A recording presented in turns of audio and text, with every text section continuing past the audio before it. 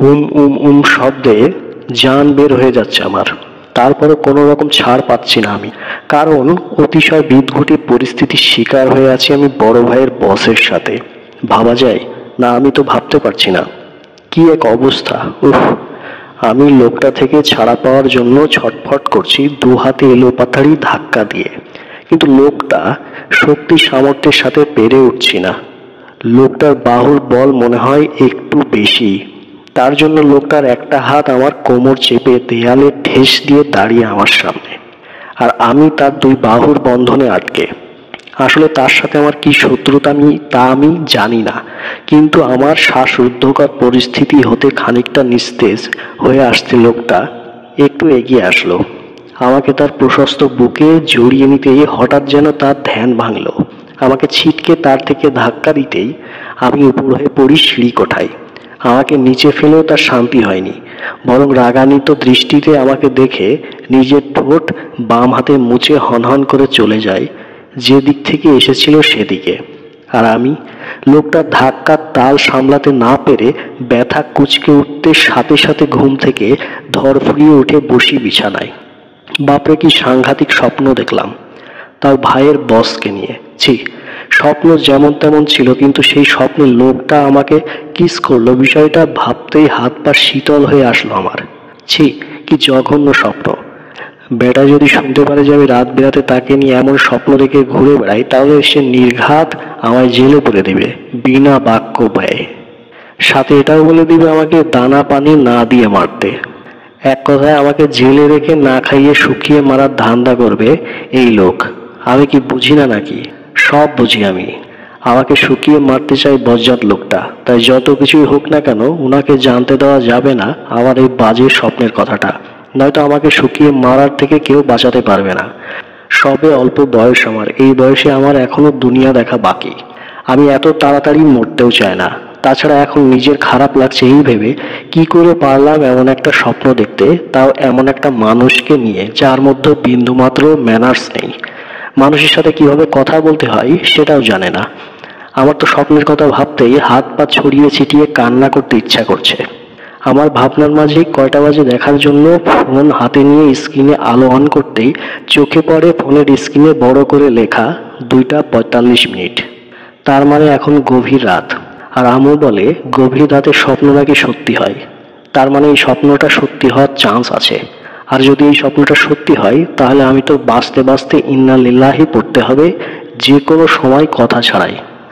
বাহির থেকে এখনো চিৎকার চেঁচামেচি শব্দ এখান পর্যন্ত আসছে।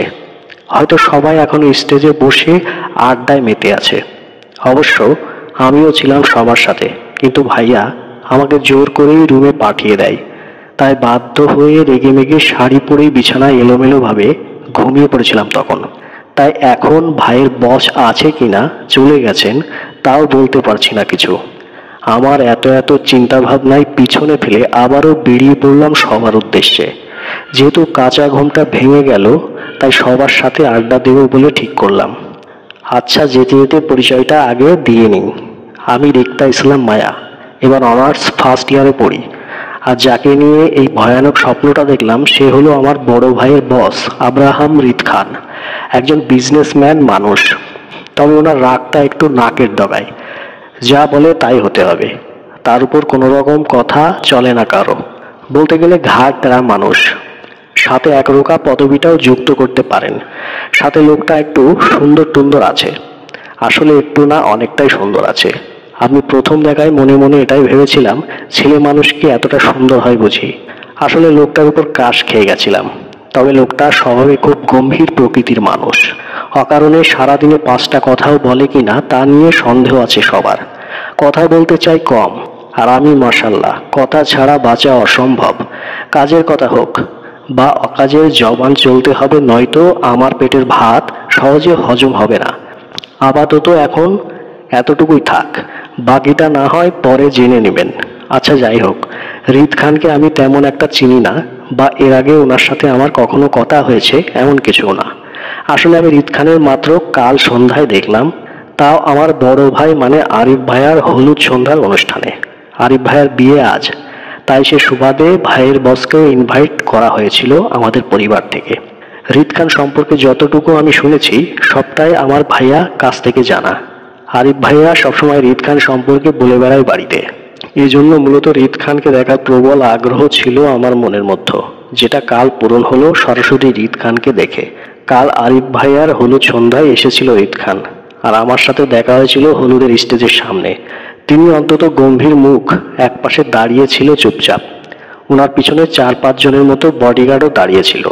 আমি তাদের দেখেই বুঝেছিলাম। তাছাড়া আরিফ ভাইয়া সবসময় বলতো রিদ খান বডিগার্ড নিয়ে চলাফেরা করে সেফটির জন্য, কিন্তু আমি এখনো বুঝতে পারি না এই লোকের কোনো সেফটির প্রয়োজন হয়। এই লোক তো এমনি মানুষের সাথে কথা বলে না, বোবা সেজে থাকে। তাহলে বোবা মানুষেরও কি শত্রু থাকে নাকি? এই তো কাল সন্ধ্যার কথা। আমি সবার সাথে হলুদের ডালা সাজিয়ে সিঁড়ি বেয়ে ছাদে উঠলাম। চারপাশে এক পলক চোখ বুলিয়ে পরিবেশটা বুঝে নিলাম। গায়ে আমার হলুদের শাড়ি পরা ছিল, মুখে ছিল হালকা উপর একটু ভারী মেকআপ।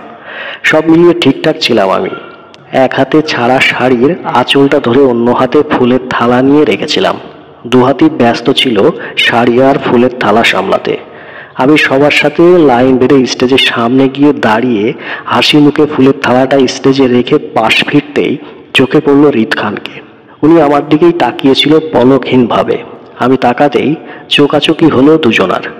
আবার হঠাৎ তাকানোতে উনি তৎক্ষণাৎ দৃষ্টি ঘুরিয়ে অন্যদিকে তাকায়, আর আমি হা হা হা বোকা রানী ওনার দিকে সরাসরি ড্যাব ড্যাব করে তাকিয়েছিলাম, চোখ বড় বড় করে। আসলে অনেকটা থতমত খেয়ে গিয়েছিলাম ওনাকে প্রথম দেখে। এই জন্য সেই মুহূর্তে ওনাকে ছাড়া বাকি কিছুই চোখে পড়ছিল না আমার। শুধু মনে হয়েছিল সেই মুহূর্তে ওনাকে দেখা ছাড়া আমার আর কোনো বিশেষ কাজ হতে পারে না। তাই নিজের মনে করে দেখেছিলাম ওনাকে আমি। আমার জীবনে প্রথম ক্রাশ নামক বাসটি তখনই উদয় হয় রিদ খানকে দেখে। আমার এমন করে তাকানোতে উনি বেশ বিরক্তি হচ্ছিল, তা ওনার ফেস দেখেই বুঝতে পারছিলাম আমি। তারপরও আমার কোনো ভাবান্তর হলো না তখন। আসলে তখন কেমন যেন তবদা খেয়ে গিয়েছিলাম, এজন্য ওনার দিকে সরাসরি তাকানোটা আমার মাথায় কাজ করছিল না। আমার সরাসরি তাকানোতে উনি বেশ বিরক্ত হয়ে ওনার বডিগার্ডকে উদ্দেশ্য করে আমাকে বলে ওঠে, ম্যানার শিখিসনি আসিফ, এভাবে তাকিয়ে থাকার কি আছে, ননসেন্স, চোখ নামা আর আমার সামনে থেকে বিদায় হ।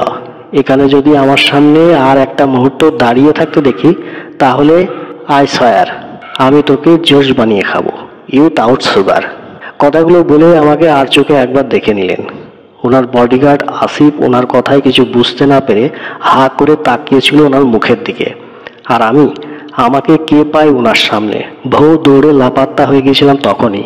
হবই না কেন, কি সাংঘাতিক ব্যাপার, একটু তাকাতেই আমাকে জোশ বানিয়ে খেতে চাই, তাও চিনি ছাড়া। বাবা যায় লোকটা কতটা ভয়ানক। উফ, রিদ খানের সম্মুখ থেকে পালিয়ে এসেই মনে মনে শপথ করেছিলাম ওনার সামনে আর যাব না বলে।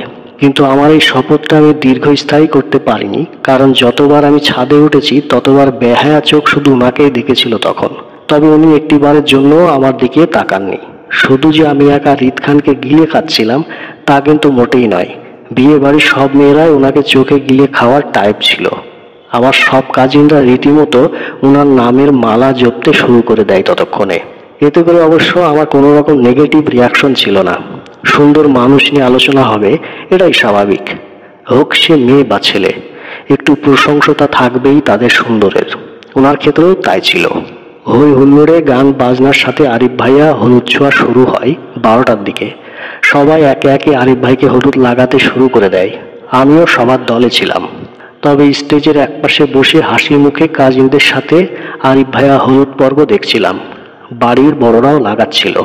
আমার অমনোযোগীর মধ্যে হঠাৎ করেই আমার পাশে চেয়ারটা টেনে বসে পড়লো আমার চাচাতো ভাই জিসান। বয়সে আরিফ ভাইয়ের সমান হলেও আমার সাথে জিসান ভাই খাতির জমাতে চায় শুরু থেকে, কিন্তু আমার কেন জানি জিসান ভাইয়ের অতি আধিক্যতা কোনো কালেই পছন্দ হয় না একদম। তাই বরাবরই তাকে এড়িয়ে চলার চেষ্টা করি। কিন্তু এই মুহূর্তে সবার আড্ডা ছেড়ে উঠতে চায় না বলে বসে রইলাম জায়গায়। আর সেই সুযোগটা কাজে লাগিয়ে তিনি ইনিয়ে বিনিয়ে অনেক কিছুই বলছেন জিসান ভাইয়া আমাকে। আমিও না পেরে একটু আধটু অমনোযোগী হয়ে ওনার সেসব কথাগুলো শুনেছিলাম। তবে জিসান ভাই বড় ভাই হওয়ার সুবাদে হাসি মুখে কথার উত্তরও দিচ্ছিলাম মাঝে মধ্যে। জিসান ভাইয়ের সাথে কথা বলতে বলতে একটা সময় স্টেজের দিকে তাকাতেই আমার হাসি মুখটা চুপসে যায় তৎক্ষণাৎ। কারণ আরিফ ভাইয়ের বস মানে রিদ খান আমার দিকেই অদ্ভুত দৃষ্টিতে কপাল কুঁচকে তাকিয়েছিল। তার দৃষ্টিতে না রাগ আর না ভালোবাসা প্রকাশ পাচ্ছিল। আমি ওনার অদ্ভুত দৃষ্টির মানে বুঝতে পারিনি তখনও। এজন্য আমিও খানিকটা ইতস্তত বোধ করে বারবার তাকাচ্ছিলাম ওনার দৃষ্টির দিকে। এজন্য বরাবর চোখাচোখি হচ্ছিল ওনার অনল দৃষ্টির সাথে আমার। আমাদের দুজনের দৃষ্টি বদলের মাঝেই কেউ একজন আলতো ছুঁয়ে দেয় আমার গাল। নরম হাতে ছোঁয়ায় আমি তৎক্ষণাৎ চমকে উঠে নিচে তাকাতেই চোখে পড়ল 5 বছরের ছোট্ট একটি ছেলেকে। ছেলেটি আমার খুব আদুরে, আমার বড় আপুর একমাত্র ছেলে মাহাদি সরকার। ও আমার গাল ছুঁয়ে আদুরে গলায় মামনি মামনি ডাকছে বারবার। আমি মাহাদিকে দেখে তৎক্ষণাৎ দুহাতে ঝাপটে কোলে তুলে নিলাম।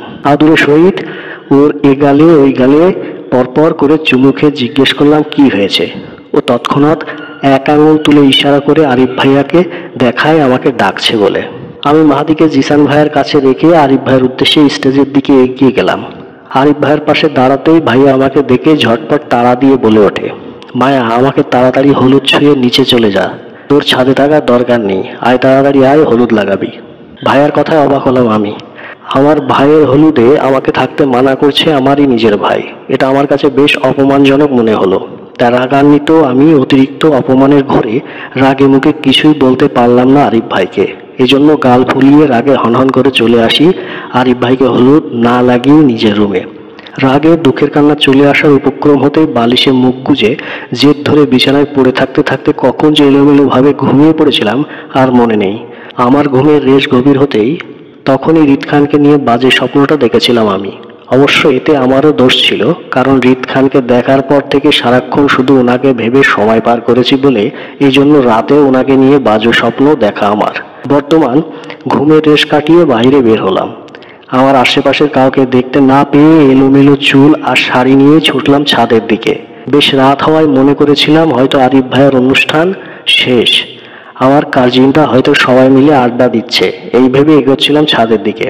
কিন্তু ছাদের সিঁড়ি কাছে আসতে মুখোমুখি হয় রিত খানের সাথে। হয়তো উনিও বাসার উদ্দেশ্যে বের হয়ে যাচ্ছিল। অনাকাঙ্ক্ষিতভাবে ওনার সাথে আমার মুখোমুখি হতেই আমি খানিকটা পাথর মূর্তির ন্যায় ঠাই জায়গায় দাঁড়িয়ে গেলাম নড়াচড়াবিহীন। ওনার কুচকানো শক্ত দৃষ্টি ছিল আমার ঘুম জড়ানো চোখ মুখের দিকে। আমি ভীতু চোখে ওনাকে দেখে আমাদের আশেপাশে তাকাই স্বপ্নের কথা ভেবে। কিন্তু আমাকে সবচেয়ে বেশি যেটা অবাক আর ভয়ার্ত করেছিল সেটা হলো আমার স্বপ্নে দেখা জায়গাটা আর আমাদের বাস্তবে দাঁড়িয়ে থাকা জায়গায় একই ছিল। আমি সেই জায়গায় দাঁড়িয়ে ভয়ার্ত মুখে ওনার দিকে তাকিয়েছিলাম। আমার ঠিক সামনে সিঁড়ি কৌঠায় উনি কয়েক সেকেন্ড দাঁড়িয়ে থেকে হঠাৎই এগিয়ে আসতে লাগলো আমার দিকে দৃষ্টি স্থির রেখে।